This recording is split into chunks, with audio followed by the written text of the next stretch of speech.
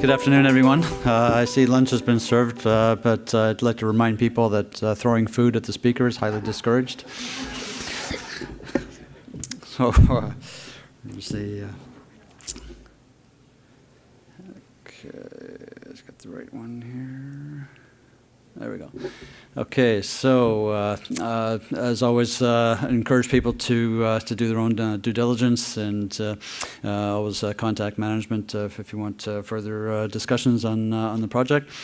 In some instances, it's you don't like to be the last speaker, but in this particular case, it's great because these gentlemen have really set the stage nicely for Newrange in the sense of what we're dealing with here in terms of high-grade gold in a great jurisdiction. So we like to think of ourselves as a very cost-efficient junior explorer.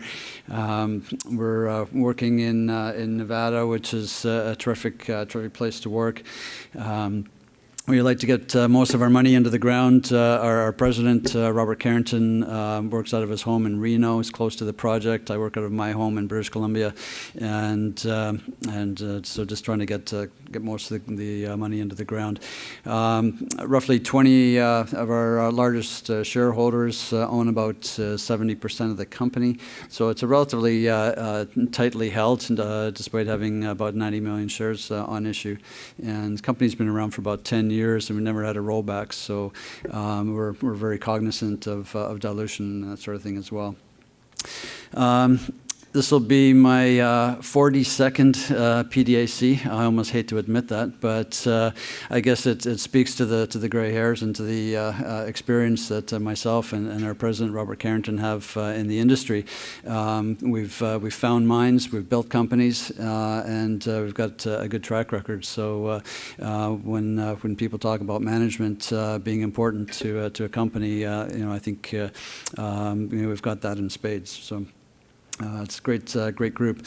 It's a fairly unique opportunity in Nevada in some respects, largely because this project has been privately held since 1896.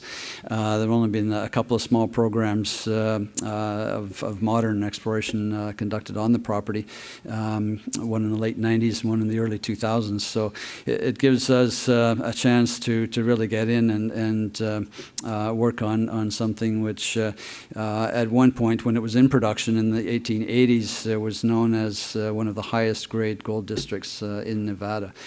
So there's lots of gold around, and it's just up to us now to really define it. So just stepping back a little bit, talking about Nevada, this is is often referred to as elephant country.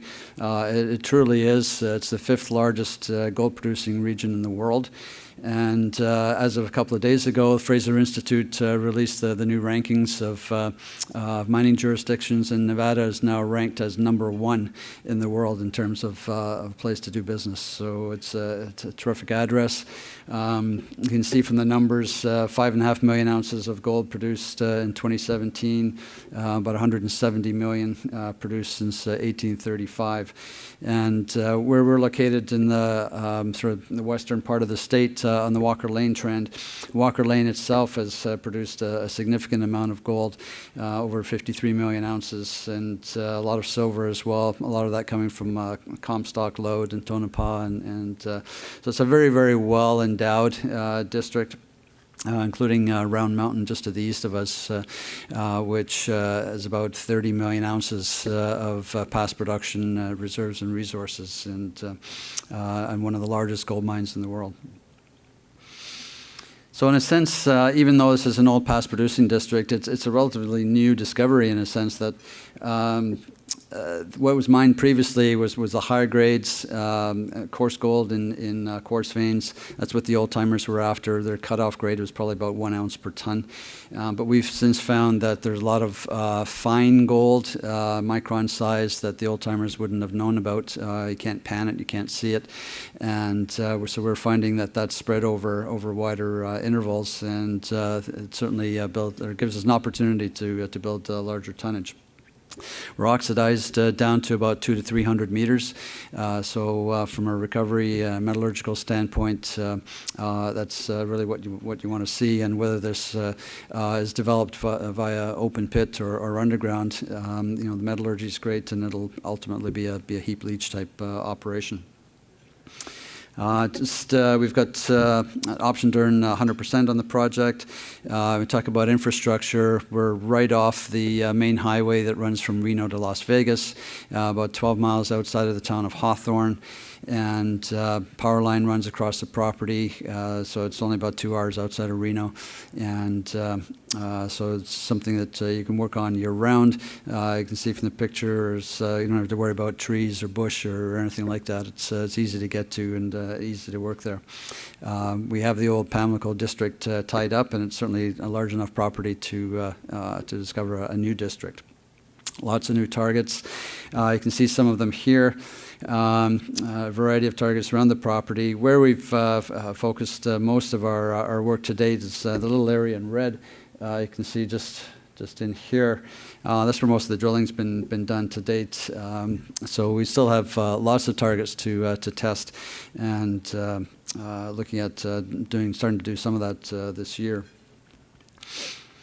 What we've done to date, since there's been very little modern exploration done here, we had to start almost from scratch. We've done property-wide geophysics, increased the property size, we've done some sampling. There is a decline that's been put down by the family that we sampled inside of that as well. We've had several phases of drilling, and we started to do some preliminary metallurgy as well, which is really critical on most projects. And I know myself as an investor, been burned on deals where companies advancing, building a resource and so on, and then they finally do some metallurgy, and it's like, oops, gold is refractory, can't recover it. Stock goes back down. So it's important to determine that right up front, and I'll talk a little bit more about that as well. Just a quick Google Earth shot here, just to give you a sense of scale and size. We've got mineralization that we know of over a 2.5 kilometer strike length, and there are several parallel zones over a width here of about 1 kilometer. So it's a pretty sizable area. From the old mine workings, there are about 300 old tunnels going into the hillsides, roughly 8,000 meters of underground workings, none of which have been properly mapped or sampled. So we're in the process of doing all that right now. So that's a tremendous amount of data that can be generated from underground. Part of that is what we call the Merritt decline. The Merritt is the family that owns the property, and decline is just essentially a ramp going down into the earth at a bit of an angle. And we sampled down near the bottom of that along the walls on both sides, and came up with 75.5 meters of 3 grams. So it's well mineralized. As I mentioned, the old timers would have been chasing just the high grade veins, but there's lower grade material in between the veins, and that's what we're finding now, is that you can actually put a lot of this together, and there's a potential to actually build some tonnage here. So just a quick shot, some of the drilling that we've done. You can see some of the numbers on the top, some of the higher grades, and getting up into multiple ounce type intercepts, and but also with wider intercepts of lower grade material. On the metallurgy side of things, we've done some cyanide shake assays, and more recently some bottle roll tests as well, indicating that the mineralization here will be recoverable by heap leaching. Very short recovery time frames. You can just see on the curves, you're looking at about 24 hours before the curve starts to flatten off, and you do get a little bit more recovery after that. But anywhere from about 74 to 97% recovery, which is pretty phenomenal for heap leach. So we're really pleased with the results. One of the things that we're working on right now is surveying those underground workings, and we've purchased a handheld laser scanner, a LiDAR. And this is an amazing unit, state-of-the-art. This unit is number 75 from the company that produces them, and they've told us that we're the only company in the world right now that's using this technology to map underground or older underground workings. So it's allowing us to build a three-dimensional model of the underground workings, which, as I mentioned, we don't have any previous information from them, and that allows us to accurately map the workings and all the mapping and sampling that were done underground with sub-centimeter accuracy. So you can see a 3D model here, but you can also get a map of the inside of the tunnels, and there are demos that you can watch. It's like being inside a video game. It's really quite remarkable, the level of detail that you get from this survey. So this is something that we've really just initiated. It's ongoing, and as we get sample results back from the underground workings, we can pinpoint exactly where they're from. And the importance of that is that we can actually use those underground samples then to help build the resource. Otherwise, if you don't have an accurate location for the samples, then you really have, there's no way you can do that.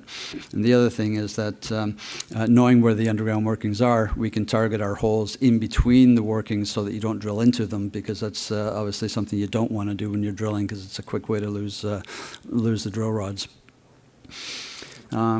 We've drilled a few holes just to compare core drilling versus reverse circulation, and getting the results back from that and interpreting those, and that's going to be an important part of the interpretation of these zones going forward as well. So just in closing, for 2019, the sort of work that we're doing here now. So Q1 and Q2, continuing with the underground mapping, sampling, surveying, continuing with the metallurgical studies, and hopefully getting back drilling again at Pamlico Ridge, and then stepping out to drill some of the other targets around the property as well, at Gold Box Canyon, Pediment, and these zones, and so on. So all of that ultimately hoping to get to a maiden resource by the end of the year. So with that, I'd encourage you to stop by the booth if you have any further questions, and thanks very much for your attention.